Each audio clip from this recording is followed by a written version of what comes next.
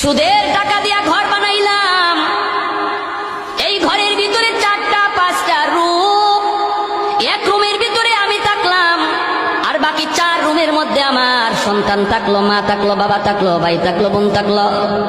আল্লাহ পাক রব্বুল আলামিন এই 5টা রুমের হিসাব আপনার কাছ থেকে একা নিব। যারা ছিল এরা ফাও ফাও ছিল, এদের কোনো হিসাব নাই, হিসাব দিবে তুমি একা। এজন্যই তো এক বড় ভাইকে ছোট ভাই বলতেছে, ভাইয়া সাবধান, ভাইয়া তুমি সুদের ব্যবসা কইরো না, সুদে টাকা আইনো না, সুদখোরের কাছে তুমি যাইও না, অল্প হলেও তুমি এর উপরে সবর করো, আল্লাহ বরকত দিয়ে দিবে। বড় ভাই কই চুপ থাক, তুই মাদ্রাসায় গেছো মাত্র, এখনই পণ্ডিতি কইরো না, এখনো কিন্তু বড় হুজুর হও নাই, চুপ কর, তুই বেশি কথা বলবি না। ছোট ভাই বলতেছে, ভাইয়া ও ভাইয়া তোমার হিসাব কিন্তু কেউ দিবে না, কেউ দিবে না, হিসাব শুধু তুমি একা একাই দেওয়া লাগবে।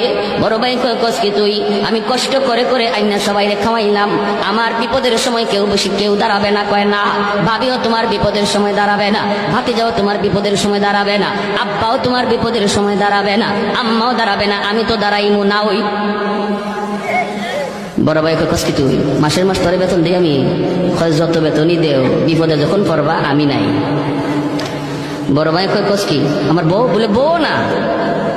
কয় দূর হর, আমি এত কষ্ট করে ভাঙতেছি, আমার বিপদে দাঁড়াইবো না, কত দুনিয়াতে পরীক্ষা করবা?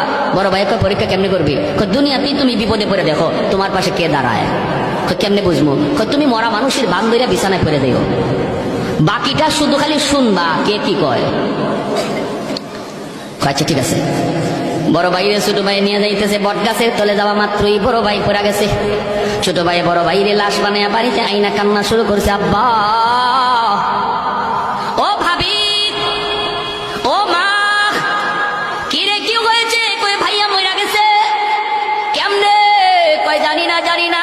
বট গাছের তলে যাওয়া মাত্রই দেখা যায় ভাইয়া মাটিতে পড়া গেছে। ও আব্বা গো, আব্বা গো কয়ে ছোট ভাই কাঁদতেছে, বড় ভাই মইরা গেছে। ভাবি আইসা স্বামীর লাশের পাশে আইসা ভাবি কাঁদ